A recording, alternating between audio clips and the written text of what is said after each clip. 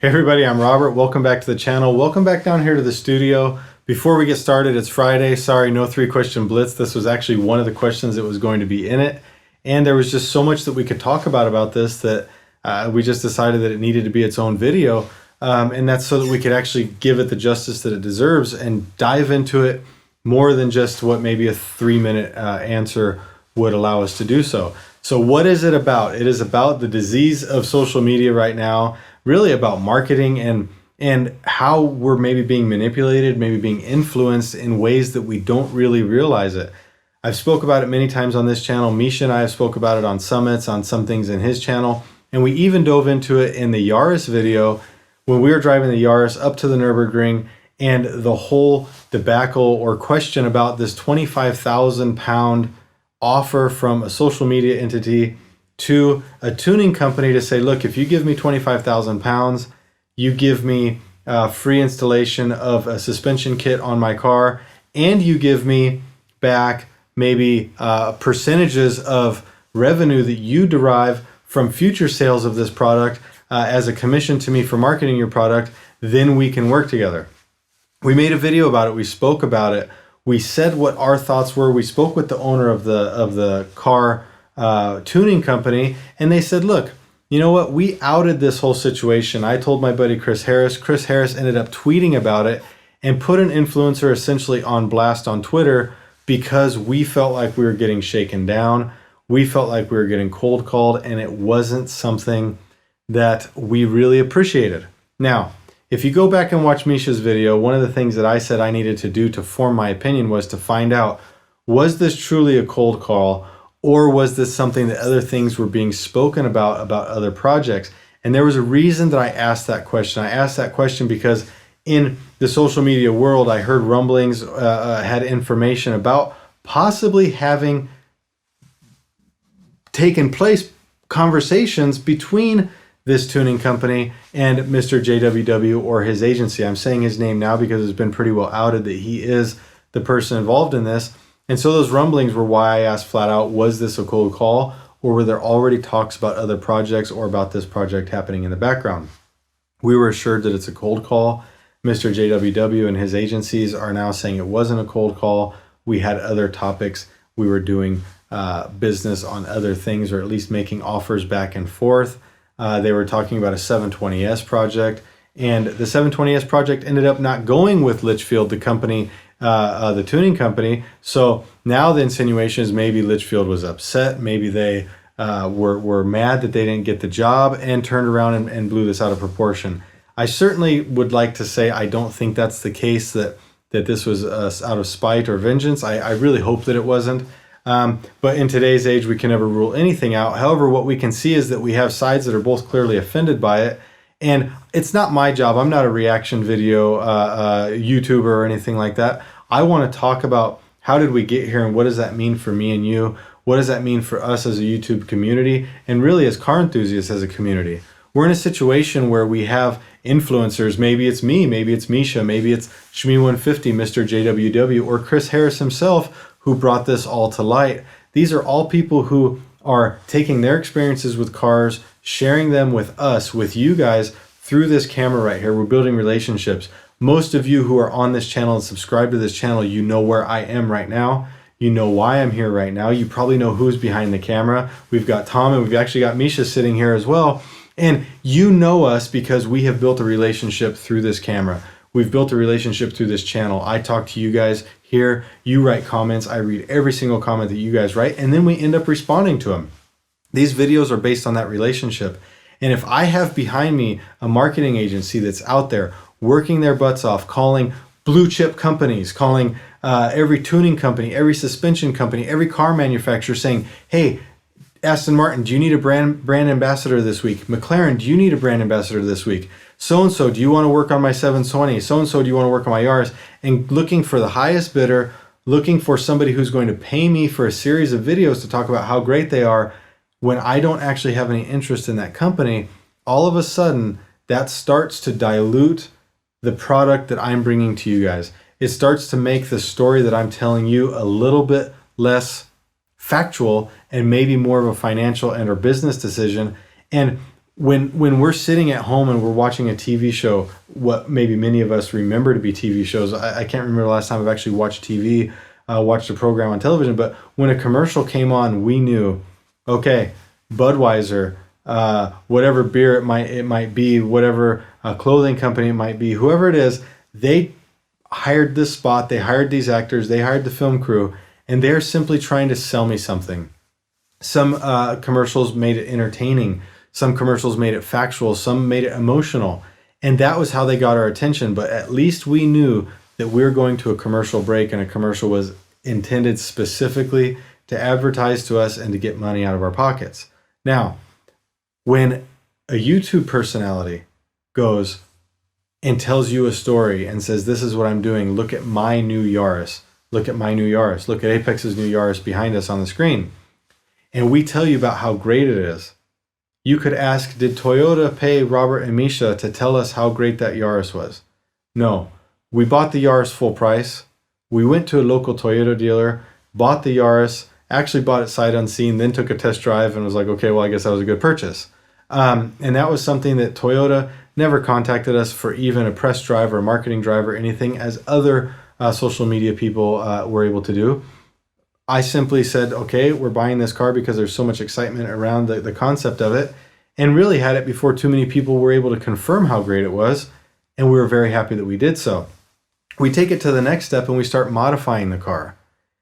As you know, it's been to Manthey Racing or Raider Motorsport. Manthey Racing is when they're working on Porsche, and Raider Motorsport is when they're working on everything non-Porsche. The only difference is really who's writing the bill. The same guys are working on it. You're getting the same expertise and the same knowledge, but that's how we differentiate between the two names. When we knew that we were getting the Yaris, we contacted Manthey and said, we want a Manthey or Raider Yaris. That's what we want. We want that excitement. We know how great the GT2 runs. We have loved the customer service that we've gotten on the Cayman, the red Cayman that we run as a rental car, and on really many other projects and things that we do, from alignment setups, corner balancings, from the Pista to the 620R and all this stuff. We say, we want a complete A to Z package from MR Raider that is not a Porsche product. What can we do? We didn't go to them and say, look, we've got 5 companies on the table. We're going to go to the highest bidder. Here's what you can get from us to make this package. And I think that's what's important for people on YouTube and in this scene to do, is to deliver a package to you guys, to the audience, that is truly what they want. When we started the taxi program, we sat down and made a list of what cars do we want to run. Okay, we wanted to run McLaren.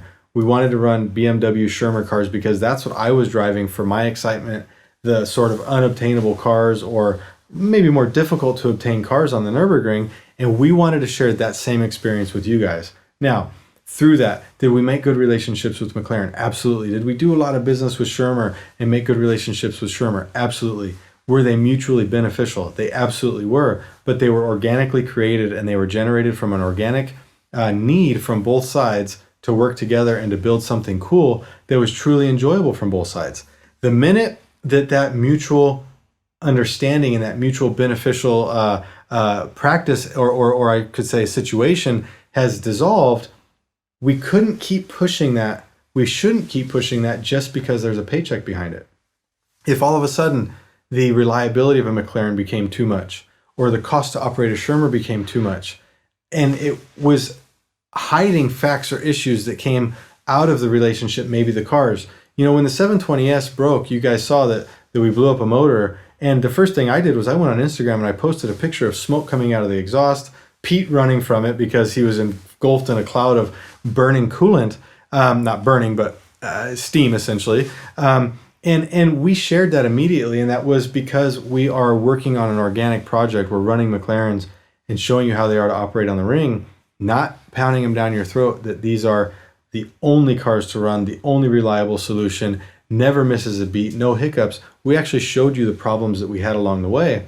But at the same time, I said, look, this car has 43,000 kilometers on it.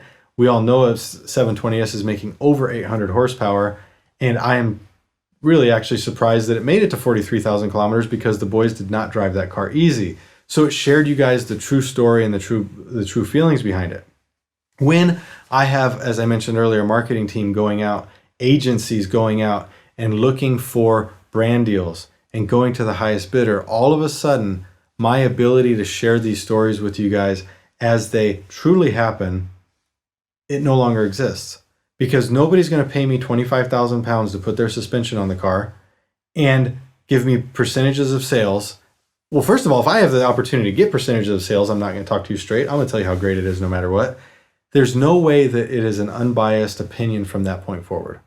We wanted this Yaris. We knew we wanted something from Manthey based on experiences and Raider based on experiences we've had, and that's what we ended up pursuing. Now, are we offering these companies, be it KW, be it Raider, be it Stollis, who builds our roll cages, are we going to be offering these companies marketing on the backside? Well, absolutely, we are. But you can also see that the GT2 has run, I don't even know how many thousands of laps on the Nürburgring flawlessly. The suspension has not been an issue. The valving has not been an issue. We've had no issues with the springs, with anything on the car. And that is what said, you know what, let's try this on this car. Let's do a full Manthey Racing Raider Motorsports package on the car. So it's an organic solution that's going to help you guys see how this performs on the track and what it does. Now, another side of this, what we have is when you are a car journalist and you're working for, let's say, a newspaper or more recently a magazine, and that magazine is a publication that's putting out car reviews and product reviews and things like that. It's subscription based. So all of a sudden you have these journalists who are selling you, the subscriber, maybe for $50 or 50 pounds or 50 euro a year of subscription to a magazine, and you get 12 magazines a year. And they hope that they can get 1 million subscribers and they can get 50 million a year out of this, and that's what affords to pay their photographers and their videographers and their maybe their influencers, what we would call today, but they're journalists, the people who are going to write these stories and review these cars. That's where they got their money. These magazines get to call Ferrari and say, Ferrari, we want to review this car. They're going to call McLaren and say, McLaren, we want to review this car. Hyundai, we want to review this car. And they get to do that, and they get to deliver an unbiased review because they were the journalists and they had control of the situation at that time. The car manufacturers needed these journalists because they were the ones that said how great the car is. The journalists were the car manufacturers were motivated to build a good car to satisfy these journalists because they knew that they weren't in their pocket. They had the ability to either make or break their car based on the things that they said.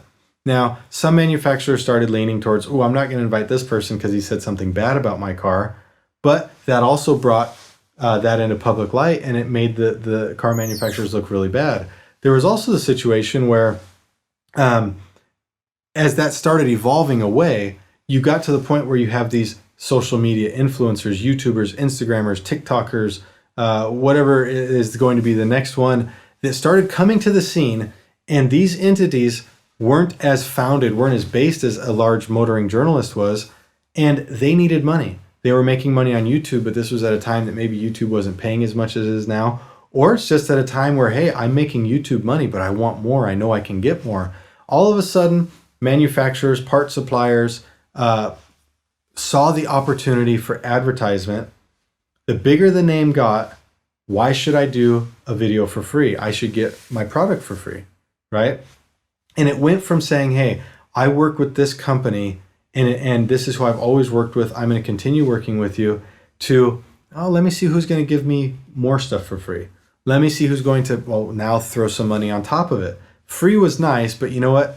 Free plus 5,000 support is better. And all of a sudden this starts climbing from free to 5,000, 10,000, 25,000, hundreds of thousands of dollar, pounds, or euro that are being given to these social media influencers to work with these brands. And the difference is now that honest opinions can't be given of the product in the same exact way that it could be when a journalist is being paid by a actual media company who's getting funded by its subscribers. And this is really funny. It's really ironic because I joke a lot about Patreon, and I say, oh, I don't want to do the Patreon thing because I feel bad asking you guys for money. Okay. Somebody at the Nürburgring just opened up a Patreon.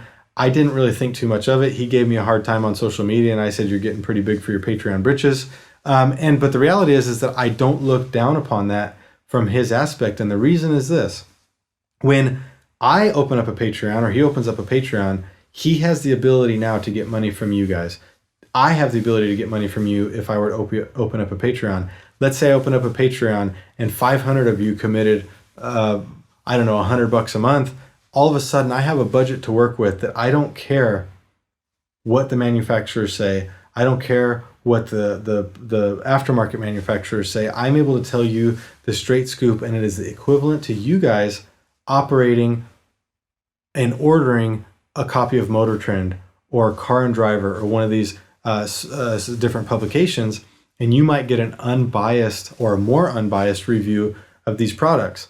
So YouTube itself pays revenue per clicks per view, per minute watched, and things of that nature, and that should be an unbiased source of income. For a lot of YouTubers, that may not be enough income. I can tell you what I make on this channel. There's no way I could live on. However, YouTubers get into a system where they're buying and selling cars, and they need to buy more cars to create more content. And all of a sudden the vicious cycle begins of needing to get more sponsors to keep up with this constant flow of content creation. Now, you might say that I'm biased because Misha's a friend of mine, and I do feel that I've helped him develop a path in terms of getting away from the Boosted Boris program into the Misha Shardon program and everything like that. But if you have somebody like Misha who is creating daily content that is very unbiased and is not getting 25K kickbacks on the backside, that's free content for you guys that's actually quite amazing. The stuff that you're getting to see, the different lap videos, the inside scoop on different race teams, on car builders, all these different things, it's free content, which is very rare in the car community right now because very few people are in a position that they can create that kind of daily content, edit that kind of daily content, and put it up for you guys in an unbiased manner daily. That's very difficult. Since we're talking about Mr. JWW as being the one that got outed through this whole process, if you look at his videos, they're of very high quality. The filming is high quality. The cars involved are high quality. There is a lot behind it. Now, do we know exactly what's happened in the last year or so? It seems like some things might have changed hand. Ownership of certain groups might have changed hand. I don't know the exact details. I'm just saying it from an observer. There might be a change of backing behind the scene. And if there was a change of backing because all of a sudden bunkers come out, new cars come out, hypercars, and all these things that actually wouldn't be afforded on a typical YouTube style budget, even if you are getting $25,000 kickdowns, it almost makes me wonder if there's all of a sudden an enterprise or an entity behind it that is requiring or hoping for certain results out of an investment. When that starts to happen, the entire thing is compromised. A lot of people have actually commented and said, man, when Misha joined up with Robert, I was really hoping this wouldn't turn into a corporate Apex channel that looked just like a diluted out situation. And that was one thing that was very important for Misha and I to ensure that that didn't happen. I'm afraid that when certain businesses get behind and all of a sudden the YouTube thing becomes a true business, that is what will start to happen. We have had many things like that happen to us at Apex, whether it be from roll cage installations, suspension installations. When we go certain places, people say, I really want to have this suspension on your car. And we just say, you know what, I'm sorry, we can't do that because we have our certain brands that we work with. We have our certain groups that we like to work with. And as much as we like you and we would love to, we can't dilute the product just because someone's throwing free parts or maybe even money at us. I've got a very small channel. I've got a very small following, but you guys are very loyal. And you better believe that we do get offers. I haven't got the shoe deal yet. The one I want hasn't come through yet. But with that being said, we do get a lot of offers for things. And some of these things are things that we have to turn down. A lot of these things are things that we have to turn down because they don't fit the scope of what we want to deliver. They don't fit the product that we want to deliver. I've had opportunities to drive cars that I just don't believe in some of the mechanics behind or maybe even the advertising campaigns that they've run behind those cars. We've had chances to get products, to test them, to operate them for free. Brake pads, I've got people that say, we'll try this brake pad and it just doesn't fit. We're running endless brake pads. We've run them since the day that Apex started. We've been trying to get them on as many cars as we can. And all of a sudden, after I think 3.5 years, we've been able to work something where we can at least save some of our costs on endless brake pads. And that was something that with other brake companies offering us stuff that we weren't happy with, we said, nope, we're happy paying for full price for something else because that's what we want. That's what we're after. We're able with our tire deals to tell you that we run a Nanking on this car, we run a Michelin on that car, we've tested Goodyear on this car. And we're able to tell you that because we're not committed to one brand and we're not pushing one brand down your throat. I think that that's something that I really would love to see all of these YouTubers do, is to actually show you the positives and negatives of each product. Why do they choose them? What was the actual reason that they chose them, as opposed to just a financial reason and a financial backing behind it? There's a lot to it. We all have to pay our bills. Everything has to happen. I'm very, very lucky that I don't live on YouTube. Misha's very lucky that he has different sources of income that he's able to operate on. And it's not just about brand deals and things of that nature. And hopefully that allows us actually to build a better brand and a better group following with you guys, because you're seeing that honesty. Now, this takes us all the way back full circle around to the JWW entire program. I'm not really that impressed with the way that it was brought out. I think it was a little bit, I would say cutthroat, if you ask me, about getting the tweet put out there like that. It was a little bit hard. We're talking about an influencer in Chris Harris who really has made it from social media, from YouTube, whether it be the Chris Harris on Cars Day, all of these different things that he did, all of a sudden to a BBC Top Gear job. He definitely took advantage, and he's seen many aspects of it. I can just about guarantee you that there has been money paid at some point from a brand back and forth. If anybody told me it never happened, I wouldn't believe it. I'm not going to say that he had agencies shaking people down for money and commissions and everything like that, but I guarantee you that along the way somewhere there, money has exchanged hands in that way.